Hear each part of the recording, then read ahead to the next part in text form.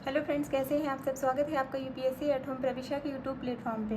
हम जो UP PCS की मेंस आंसर राइटिंग कर रहे हैं, जिसमें हमारा जो डेली का टारगेट है इस 5 क्वेश्चन की आंसर राइटिंग करने का, उसी सीरीज़ में ये हमारा जो है आज का ऐसे का टॉपिक है, एक राष्ट्र एक निर्वाचन। इसको हम स्टार्ट करते हैं। इसमें क्या है, निर्वाचन आधुनिक लोकतांत्रिक प्रक्रिया का एक आधारभूत स्तंभ माना जाता है। निर्वाचन को तो मतपत्र द्वारा क्रांति की संज्ञा दी जाती है। माल्कम एक्स ने कहा है, एक सफल चुनाव किसी भी लोकतंत्र को बुलंदियों तक पहुंचा सकते हैं। जो चुनाव प्रक्रिया की विफलता राष्ट्र को पतन के गर्त में ढकेल सकती है।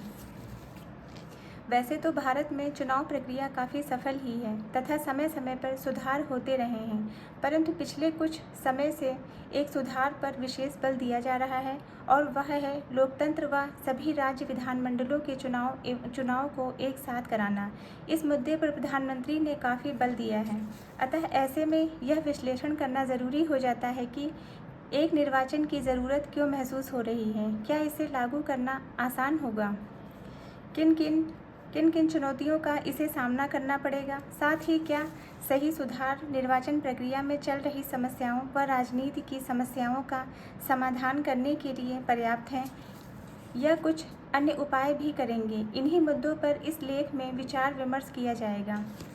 सर्वप्रथम यह बताते चलें कि एक निर्वाचन का सिद्धांत नया नहीं है। भारत के अलावा भी कई देशों में इसका प्रचलन है। भारत में विधि आयोग ने भी कई बार इस मुद्दे पर विचार किया है। संसद की कई समितियों ने भी इस संबंध में अनुशंसा दी है। वास्तव में भारत जैसे देश में, जहाँ इतनी बड़ी जनसंख्या 1.3 अरब रहती है, उसमें से भी लगभग 1/4 से ज़्यादा निरक्षर हैं। साथ ही समाज में ऊंच नीच का भेदभाव इतना गहरा है कि एक सफल चुनाव संभव कराना किसी टेढ़ी खीर से कम नहीं है। सामान्यतः किसी लोकतंत्र में सरकार की अवधि 5 साल की होती है, परंतु पाया गया है कि सरकारें जो है औसतन 4 साल ही काम करती हैं, क्योंकि चुनावी साल में सामान्यतः सरकार के सभी कामकाज ठप रहते हैं। वह सरकारी तंत्र चुनावी प्रचार की व्यवस्था व चुनाव को सफल क्रियान्वित करने की व्यवस्था में लगा रहता है। चुनाव से पूर्व चुनाव आयोग द्वारा चुनाव की घोषणा के साथ ही राज्य में या देश में एमसीसी आदर्श आचार संहिता लागू हो जाती है। यह एमसीसी चुनाव के परिणाम की घोषणा तक लागू रहती है। इस दौरान सरकार कोई नया विकास या नया कार्य शुरू नहीं कर सकती है। साथ ही पुराने कार्य भी प्रशासनिक मशीनरी चुनाव में व्यस्त रहने से ठप पड़ जाते हैं। उत्तर प्रदेश जैसे राज्यों में तो चुनाव के समय एमसीसी आदर्श आचार संहिता की अवधि 2.5 से 3 माह तक की होती है। अतः इससे इतने बड़े समय में जनता को सेवाओं से महरूम रखना किसी भी स्थिति में उचित नहीं कहा जा सकता। इसके साथ ही चुनाव के अलग अलग होने पर धन का खर्च भी ज़्यादा होता है। साथ ही बोनस वोटिंग की समस्या भी उभरती है, क्योंकि एक वोटर अलग अलग समय पर होने वाले चुनाव में नकली पहचान पत्र से वोट करने में सफल हो जाता है। यह लोकतांत्रिक प्रक्रिया के लिए घातक है। अतः इन्हीं चुनौतियों के संदर्भ में एक राष्ट्र एक निर्वाचन का सिद्धांत दिया जाता है। एक ही लोकसभा व सभी अन्य विधानसभाओं के चुनाव कराने की अनुशंसा की जाती है। इससे लगातार चलने वाले चुनावों से होने वाले विकास प्रक्रिया की बाधा भी घटेगी, और साथ ही प्रशासन भी चुनावी व्यवस्था से जल्दी मुक्त होकर सामान्य स्थिति के संचालन में योगदान कर पाएगा। इसके साथ ही इससे वोटर टर्न आउट भी बढ़ने की संभावना होती है। इसके अलावा वोटिंग जैसी समस्याओं को भी कम किया जा सकेगा। एक साथ होने वाले चुनावों से चुनाव में धन बल का प्रयोग भी घटने की संभावना है, परंतु एक निर्वाचन उपयुक्त लाभों के साथ कई चुनौतियों से भरा है। सबसे प्रमुख मुद्दा यह है कि क्या इस प्रक्रिया द्वारा बनी हुई सरकारें अपना कार्यकाल 5 वर्ष पूरा करने में सक्षम होंगी? अगर बीच में ही अविश्वास प्रस्ताव लाकर सरकार को भंग किया जाता है, तो फिर क्या चुनाव के अगले आने वाली चुनावी साल तक इंतजार करना पड़ेगा, और तब तक सरकार का संचालन कौन करेगा? साथ ही अगर राष्ट्रपति राज्यपाल समय से पूर्व लोकसभा विधानसभा को भंग कर दें तो सरकार का संचालन कैसे होगा? इस तरह इस व्यवस्था में पूरी संसदीय प्रणाली में ही व्यापक बदलाव करने होंगे। साथ ही यह व्यवहारिक रूप से भी सफल होने की संभावनाओं को खारिज करता है। भारत जैसे विशाल देश में एक साथ चुनाव कराने के लिए बड़ी मात्रा में प्रशासनिक व सुरक्षा मशीनरी की ज़रूरत होगी, जो ना तो उपलब्ध हो पाएंगी और ना ही चुनाव आयोग ऐसा प्रबंधन कर पाने में सफल होगा। अगर किसी तरह प्रशासनिक या सुरक्षा मशीनरी को लगा भी दिया गया तो देश की आंतरिक व बाह्य सुरक्षा के लिए इस समय गंभीर चुनौतियां पैदा हो सकती हैं।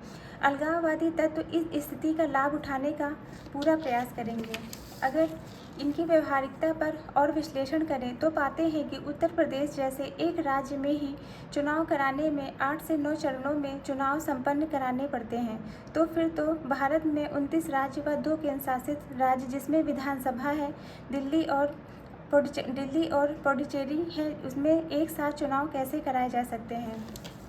इसके अलावा हमें अपने नागरिकों के शैक्षिक स्तर को भी देखना होगा, क्योंकि एक डर यह भी माना जाता है कि एक साथ चुनाव कराने से स्थानीय व राष्ट्रीय मुद्दे आपस में मिश्रित हो जाएंगे, क्योंकि विधानसभा चुनाव के लिए अलग मुद्दे होते हैं और वह जब राष्ट्रीय चुनाव लोकसभा का होता है तो मुद्दे बदल जाते हैं। उदाहरण, पुडुचेरी में 2014 के लोकसभा चुनाव में भारतीय जनता पार्टी को 40 में से 38 सीटें मिली, पर वही 2016 में विधानसभा चुनाव में इसे बहुत कम समर्थन मिला, क्योंकि इस बार विधानसभा चुनाव में मुद्दा राष्ट्रीय न होकर क्षेत्रीय था, अतः पर्याप्त जन समर्थन नहीं मिला। अतः एक साथ चुनाव कराने पर क्या जनता इतनी जागरूक है कि इतना जनता का मानसिक स्तर है कि वह क्षेत्रीय और स्थानीय मुद्दों को राष्ट्रीय मुद्दों से अलग कर सके।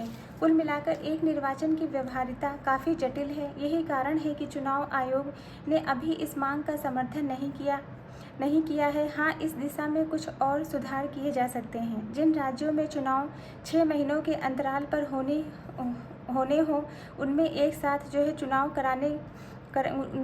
चुनाव कराए जा सकते हैं। हालांकि ऐसा प्रयोग चुनाव आयोग ने किया है वह 2014 के लोकसभा चुनाव के समय इसका सफल परीक्षण किया गया है। इसके बाद भी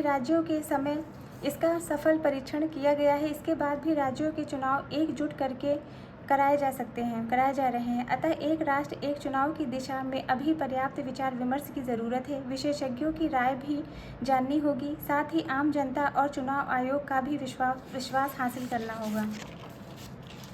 वेंकटचलैया की अध्यक्षता में संविधान की समीक्षा पर गठित संविधान समीक्षा आयोग ने भी माना था कि चुनावी व्यवस्था में कोई बड़ा परिवर्तन लाने की जगह हमें वर्तमान व्यवस्था को ही अधिक मजबूत बनाना होगा।